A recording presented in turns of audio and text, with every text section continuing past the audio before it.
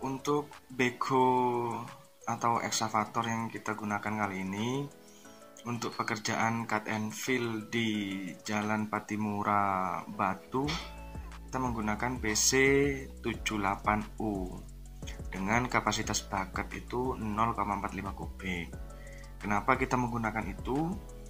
Karena area yang kita kerjakan itu kan 1300. Terus tugas kita juga tidak hanya cut and fill, tapi tugas kita juga gali pondasi yang lebar galian pondasi tersebut itu hanya 1 meter.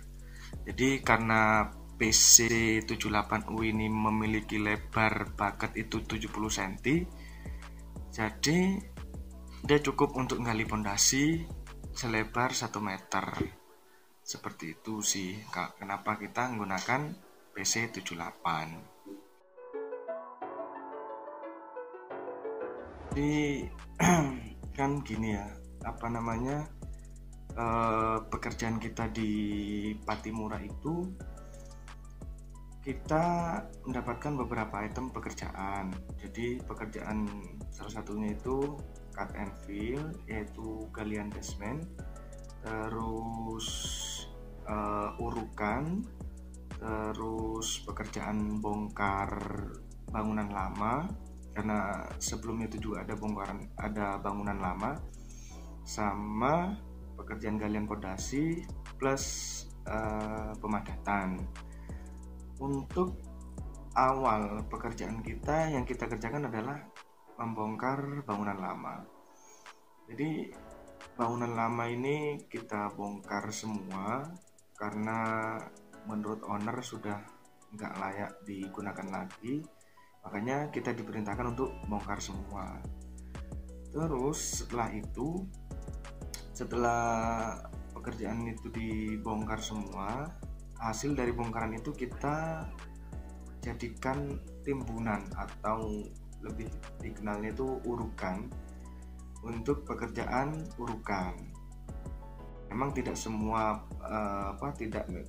semua bahan tersebut kita uruk ya, karena pekerjaan bongkaran tersebut kan ya nggak banyak sesuai dengan kebutuhan urukan, tapi setidaknya cukup membantu karena hasil dari bongkaran itu untuk diuruk itu bahannya cukup baik ya. Jadi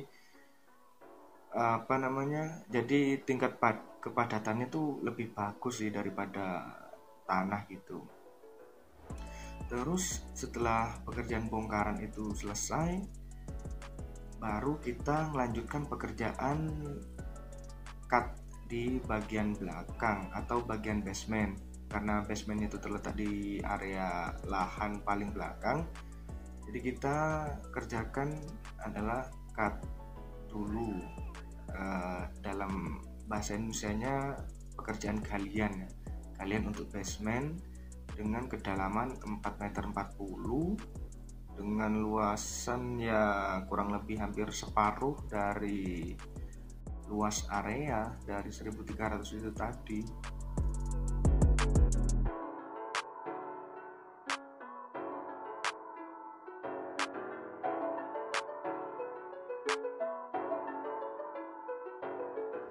Terus untuk pekerjaan selanjutnya yaitu pekerjaan urukan ya. Sebenarnya sih bukan step ini ya, karena kan sebenarnya pekerjaan galian sama pekerjaan urukan itu saling berkesinambungan. Jadi saling berkesinambungan artinya apa? Setelah tanah yang kita gali ya kita jadikan uruk untuk pekerjaan urukan atau pekerjaan timbunan itu tadi. Jadi kalau dibilang tahapan proyek kayaknya ini juga ya, tapi biar mempermudah aja ya seperti itulah ya. Jadi setelah galian itu urukan, karena pekerjaan urukan kita ngambil sebagian tanahnya itu dari pekerjaan galian untuk bahan diuruk seperti itu. Terus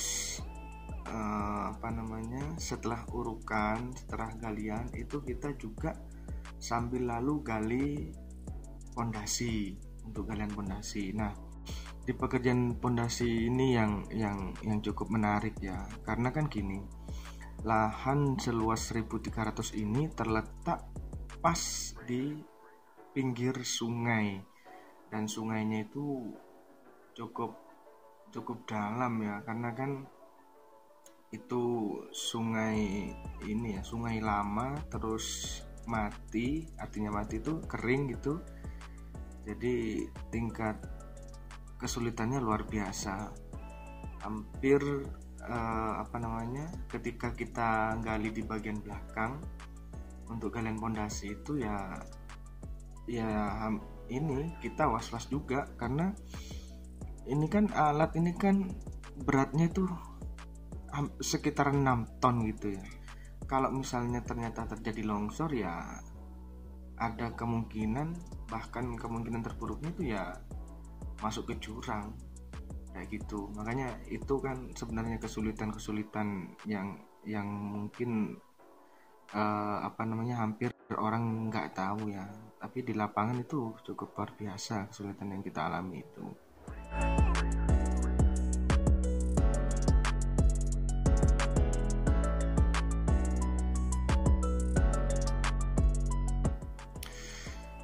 Terus pekerjaan urukan tadi itu kan nggak cukup ya kalau misalnya kita hanya ngambil dari pekerjaan galian. Jadi kita harus datangkan lagi material uruk untuk menguruk pekerjaan kita. Nah, urukan tersebut saya ambil dari lokasi terdekat. Kenapa kita ambil dari lokasi terdekat? Kan gini logikanya, kalau misalnya lokasinya itu jauh dari proyek kita, itu kan juga akan bengkak di kos transportnya atau mobilisasinya. Jadi kita ambil dari lokasi terdekat yang memiliki kontur cukup tinggi dari jalan dan berkemungkinan untuk kita ambil tanahnya sebagai bahan untuk nguruk di lokasi proyek kita. Maka pilihan itu jatuh di daerah Jalibar, Jalan Lintas Barat, di daerah Junrejo, Kota Batu. Kita ambilnya di sana. Lokasinya sekitaran ya 5 kilo lah kalau dari lokasi proyek. Kalau PP itu ya sekitar 10 kilo. Itu cukup dekat sih, karena kita cari di sekitaran situ. Selain di Jalibar juga masih nggak dapatnya di Jalibar itu, dan kita menggunakan sekitar 15 armada dump truck yang berukuran indeks 8. Indeks 8 itu sekitaran 8 sampai 12 kubik lah. Sekitaran itu saya kurang hafal ya, tapi cukup besar kok truknya. Kenapa truk itu yang kita pilih? Kalau misalnya kita pakai indeks 24 yang sekelas tronton itu juga cukup susah di jalan, lalu lintasnya itu juga susah. Maka dari itu kita menggunakan indeks 8 ya cukup sedengan lah ya, artinya cukup memungkinkan, karena di sisi lain dia kapasitas baknya itu cukup besar ya, meskipun nggak besar-besar sekali, tapi cukup lah untuk nguruk sekitaran 1.500-an kubik nah yang kita uruk seperti itu. Nah, ada sih sebenarnya truk yang lebih kecil, itu paling kapasitasnya 3-4 kubik, tapi kayaknya sih saya rasa nggak sampai 4 kubik. 3 kubik aja paling ya sekurang lah gitu. Nah, itu lama sekali kalau pakai truk seperti itu. Jadi makanya kita ambil yang tengah-tengah, pakai indeks 8 dengan kapasitas 8-12 kubik itu. Terus mengenai lokasi ini ya, lokasi pengambilan material tadi, pengambilan material atau bahan uruk, kalau kita sebutnya itu kuari ya. Di situ ini di Jalibar itu kebetulan ada tanah warga setempat yang kontur tanahnya tuh tingginya lumayan gitu daripada jalan. Nah, kata beliau daripada dia harus bayar orang untuk gali tanahnya biar nggak tinggi-tinggi banget dari jalan, ya kebetulan ya kita disuruh ngambil secara gratis di sana. Tapi ya kita harus bawa armada sendiri akhirnya.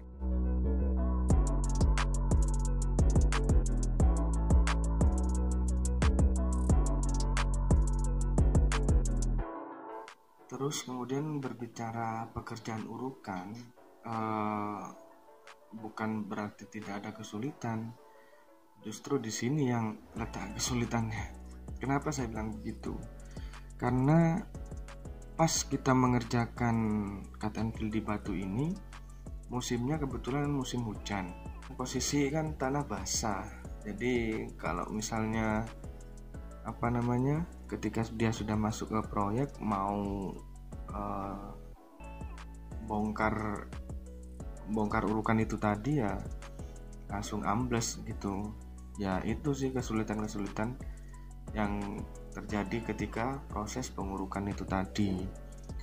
Terus juga di sisi lain karena lokasi proyek kita itu juga di depan pos polisi, jadi setiap truk yang keluar dari lokasi proyek itu harus disemprot air karena ban yang selip di lokasi proyek itu membawa lumpur ke jalanan sampai nggak karu-karuan. Akhirnya ya itu tadi, karena dapat teguran dari warga, terus juga dapat teguran dari pihak yang berwajib, akhirnya kita ya mau nggak mau, karena situasinya semakin kesini semakin tidak memungkinkan, akhirnya kita stop pekerjaan tersebut. Jadi kita lanjutkan pekerjaan urukan itu di lain waktu, seperti itu.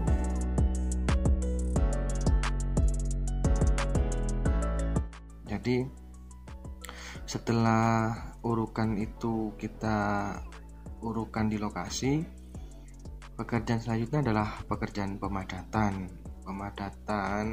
lokasi tersebut. Kita menggunakan fibro atau bahasa ininya walls ya, kapasitas 4,6 ton, tapi dia memiliki daya getar. Jadi kalau misalnya digetarkan itu bisa sampai di angka 6 ton lah beratnya kayak gitu.